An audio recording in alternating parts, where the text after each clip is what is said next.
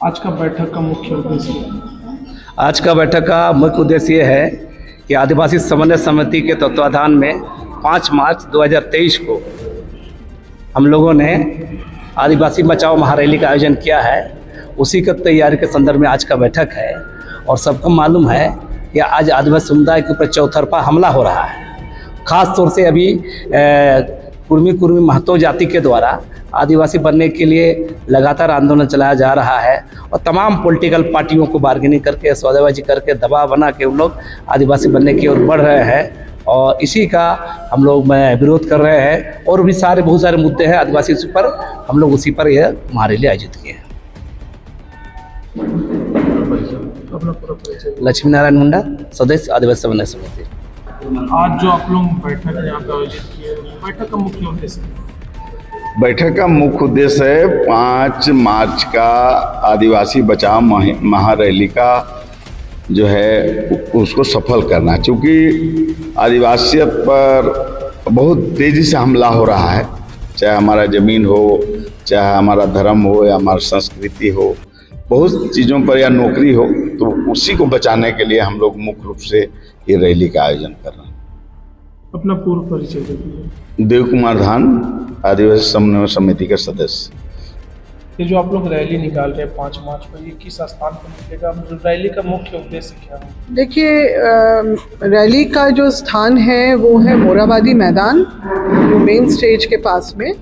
और ये 5 मार्च को 2023 को आहूत किया गया है, जिसमें हमारे जो विभिन्न आदिवासी संगठन हैं, चाहे वो सामाजिक हो या फिर ये गैर राजनीतिक जो NGO जितने चल रहे हैं, वो सभी लोग एकजुट होके एक मंच पे इसलिए आए हैं ताकि जो आदिवासियत के सामने जो हमारे जो मुख्य समस्याएं जो आई हैं कि ऐसे समुदाय जो आदिवासी ना होकर भी आदिवासी होने का दावा कर रहे हैं, उन पे रोक लगाने का, ताकि हमारे हक अधिकार जो हमारी अपनी ज़मीन, विरासत, इतिहास और जो अन्य जो संवैधानिक अधिकारों पे जो है वो बनी रहे। और साथ ही साथ जो हमारे आदिवासी जो कोड है, जो 7वां कोड जो है वो जनगणना के प्रपत्र से हटा दिया गया है।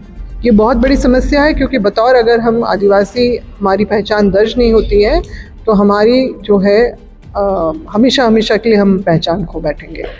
तो ये जो हमारा ये 2 मुद्दे मेन है, ये दोनों ही हमारे अस्तित्व, पहचान और हमारे संवैधानिक अधिकार से जुड़े हुए हैं। तो हम सरकार से ये मांग कर रहे हैं, और इसमें जो है अन्य जो राज्य से भी यहाँ पर आदिवासी जो हैं समुदाय के लोग यहाँ पर एकत्रित होंगे अपनी बात को यहाँ पर इस मंच के द्वारा उठाने के लिए, और जो सरकार को भी ये चेताने के लिए कि इस तरह का जो अन्याय हम लोग बर्दाश्त नहीं करेंगे। और आपको संवैधानिक प्रक्रिया पे ध्यान देते हुए ही सब चीज़ों को समझना और उसी के अनुसार काम करना होगा, ताकि आदिवासी हितों की रक्षा हो सके। अपना पूरा परिचय? मेरा नाम गीता शिव राव है। मैं अखिल भारतीय आदिवासी विकास परिषद की प्रदेश अध्यक्ष हूँ, और साथ ही साथ मैं आदिवासी समन्वय समिति की सदस्य भी हूँ। मैं पूर्व मंत्री झारखंड सरकार की। ये जो महारैली हुआ 1 दिवसीय है, या आपका वो जो आदिवासी बचाओ जो महारैली है वो और कहीं चलने वाला है झारखंड, कराची छोड़ के? नहीं, ये रैली राज्य स्तरीय है। और झारखंड बचाओ रैली करने का हम लोग का मकसद है कि अभी चारों तरफ से आदिवासियों पर हमला हो रहा है। जब से अलग राज्य का निर्माण हुआ है, ना स्थानीय नीति बन रहा है, न ही धर्म कोड मिल रहा है, और ज़मीन का लूट ज़्यादा हो रहा है। और तो और सरकार ने आदिवासियों का कोर्ट फीस भी बढ़ा दिया गया है। तो ये अनेक लड़ाई हम लोग को लड़ना है। तो इसी के समाधान के लिए लोकतंत्र में रैली बहुत बड़ी चीज़ है, भीड़ बहुत बड़ी चीज़ है। तो इसके लिए हम लोग महारैली कर रहे हैं 5 मार्च 2023।